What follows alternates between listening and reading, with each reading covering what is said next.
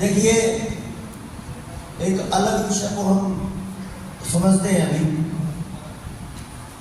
कहते हैं राष्ट्र नहीं होता विकासशील धन के भरे खजानों से, राष्ट्र नहीं होता विकासशील मोटर कार विमानों से, राष्ट्र होता है विकासशील तो चरित्रवान नौजवानों से।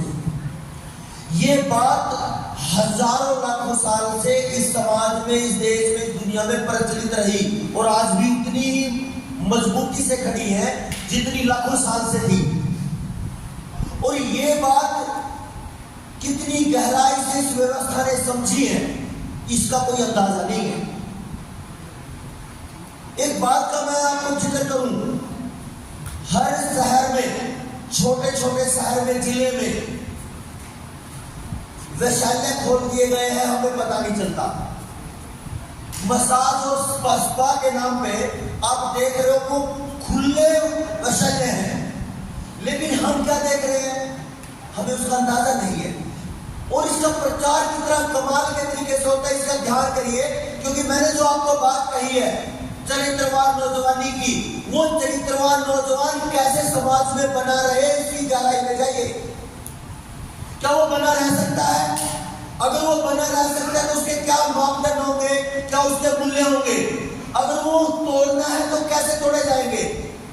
मैं करनाल में देखता हूँ, ऐसे बहुत से सेंटर खुले हैं, उनमें क्या होगा, हर महीने में, 15 दिन में, 20 दिन में एक बहुत बड़ी खबर बनेगी, छापा पड़ा, वहां पे ऐसे पकड़े गए लड़के, पकड़े गए लड़कियां, पकड़ी गई।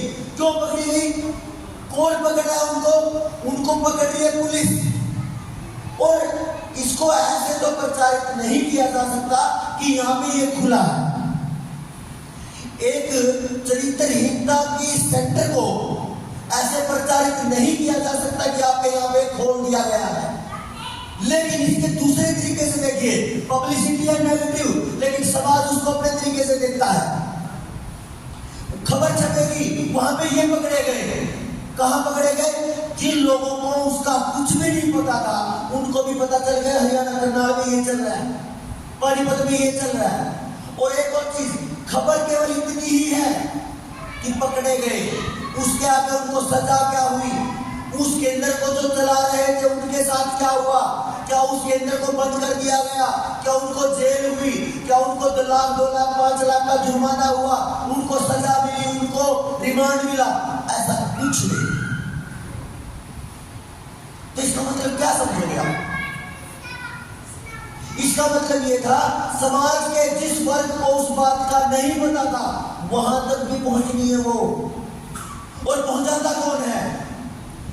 करनाल में कई यूट्यूबर हैं जिनकी फॉलोइंग 6 मिलियन है, 60 लाख 70 लाख, उनके करोड़ों में लोग देखते हैं उनके चैनल को। और जब वो चैनल उस वीडियो को चलाता है तो आप अंदाजा लगाना, वो नंगा नाच, वो गंदगी, जिस चीज का समाज को नहीं पता था, वो घर घर तक पहुंच गई। और घर में कौन नहीं देखता? माँ नहीं देखती, बहनें नहीं देखती, बेटियां नहीं देखती, बाप नहीं देखता, भाई नहीं देखता, कौन नहीं देखता? जो समाज की गंदगी, जो गिरावट, जो पतन समाज का कहीं नहीं था, उसको इतने आराम से, इतने प्यार से, इतने खुलेआम दिखाया जा रहा है और हम समझते नहीं। कई बार हम देखते हैं, फिल्म आई है उल्टा पंजाब, नशा दिखाया गया है खूब, हमें लगता है कि बहुत सच्चाई दिखाई है, वो सच्चाई नहीं दिखाई। वो आपको ये बता दिया गया है कि समाज के हर हिस्से में नशा बढ़ रहा है, ले लो।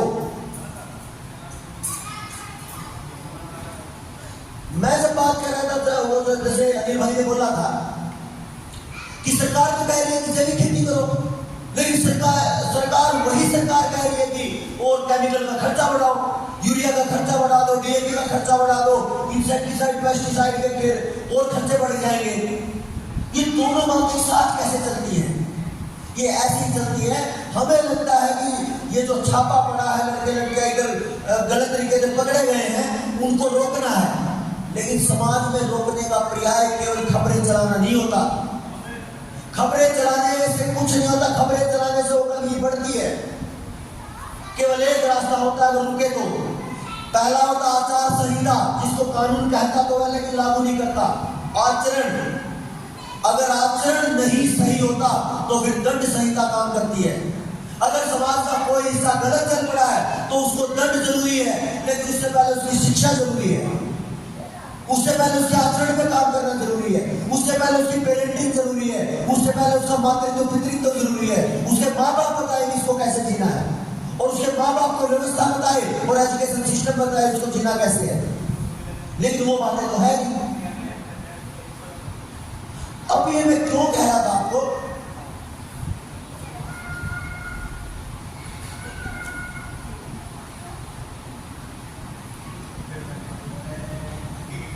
क्योंकि हमारे बुजुर्गों ने जो बोला,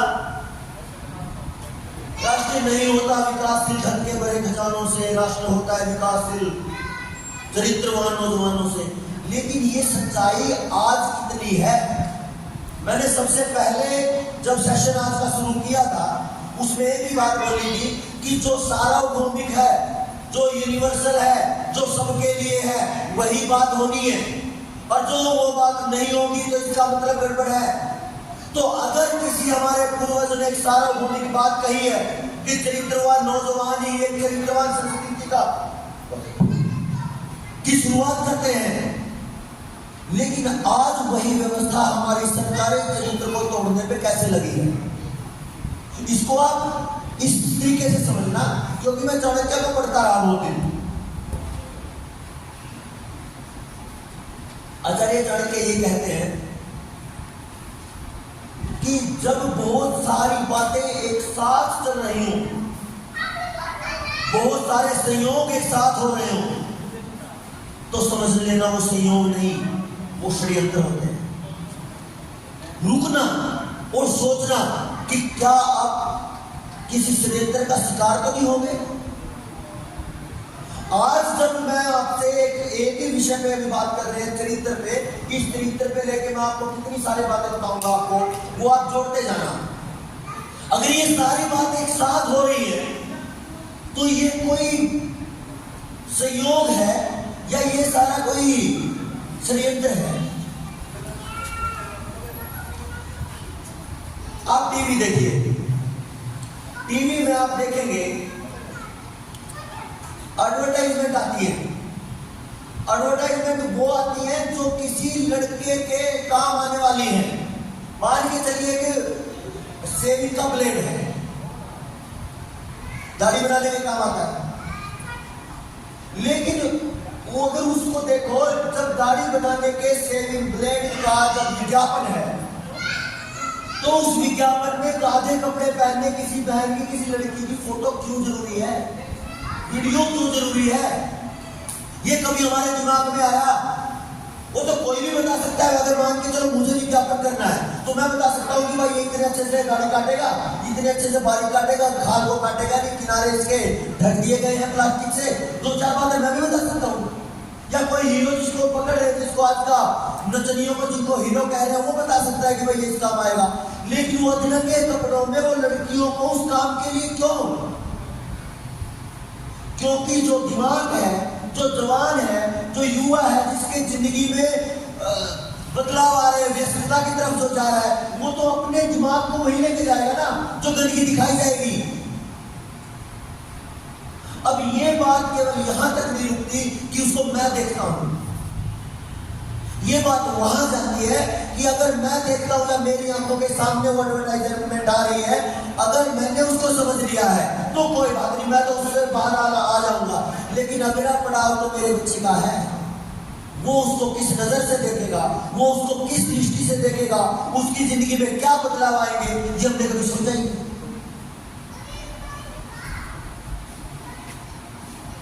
एक बच्चा अगर देखिए, इसको तरीके से समझिए, खेती पे बात मैं करूंगा, लेकिन खेती का परिणाम, खेती बर्बाद होने के परिणाम पे जाइए। जिस दिन से खेती बर्बाद हुई उस दिन से समाज का पूरा वर्ग, पूरी की पूरी जवानी शहरों की तरफ आ गई। मेरे पिताजी ने लगभग 20 साल मुझे एक बात रटवाई, बेटे मिट्टी में कुछ नहीं है, खेत के डरा में कुछ नहीं है, 2 अक्षर पढ़ लेगा तो जो नौकरी लग जाएगी और पेट गुजारा होगा। क्यों? क्योंकि उसका ये कारण था कि कि खेती का धंधा चौपट हो चुका, पहले किया गया, उस पर बाद में बात करेंगे। लेकिन जब कोई जवान, कोई युवा जब 15 साल, 10 साल, 12 साल अपने माँ बाप से एक ही बात समझता है, एक ही बात सुनता है कि बेटे खेत में कुछ नहीं है, नौकरी कर, नौकरी कर, नौकरी कर, और वो एक युवा नहीं, पूरा समाज है युवाओं का। मेरे पिताजी ने अगर ये बोला है कि खेत में कुछ नहीं है, तो इसका मतलब ये है मेरी बराबरी की उस पूरी पीढ़ी को यही सुनाया गया है, क्योंकि खेती तो सबकी बर्बाद हुई है। और जब मेरे जैसा युवा या जो भी अभी 18-20 की उम्र में है, जिसकी पढ़ाई पूरी हुई है या जो नौकरी की तरफ जा रहा है, वो क्या करेगा बेचारा? वो नौकरी की तरफ बढ़ेगा। नौकरी लग गई है, 6 साल 6 महीने बीतेंगे, अकेला किसी एक कमरे में टाइम काट रहा है, सुबह 7 बजे निकलता है, रात के 8-9 बजे घुसता है, रोटी खा के सो जाता है, फिर सुबह उसका पूरा जीवन अगले जब तक उसकी शादी नहीं होती तब तक ऐसे कटता है। किसका नहीं कट रहा है ये बता दीजिए। फिर देखते अच्छा बच्चा तो समय कमा रहा है, पहले 20 कमाता था, साल 2 साल नौकरी करते हो गए हैं, तो अब कमा रहा है 40-50, तो नौकरी बड़ी हो गई है, तो इनकम बढ़ गई है, तो वो अपने खर्चे बढ़ा सकता है, तो शादी कर दो। एक एक चीज जब आपको बोल रहा हूं, इनको जोड़ते जाना। जो देवेंद्र भाई ने आपके बीच में सवाल छोड़ा था, मैं भी कुछ एक विषय में लेकर आपसे बात कर रहा हूं। चल पड़ा, अब शादी का टाइम आ गया, शादी हो गई, अब खर्चे हो गए 2 गुने। पहले अकेला है, फिर 2 हो गए, अब 2 गुना खर्चा है, तो उस हिसाब से अब सेटलमेंट करना है।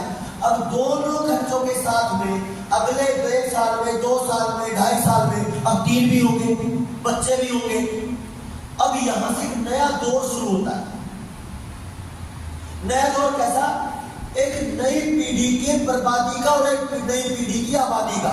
अब वो जो नई पीढ़ी है वो बर्बाद भी हो सकती है, और वो जो नई पीढ़ी है वो ठीक भी हो सकती है।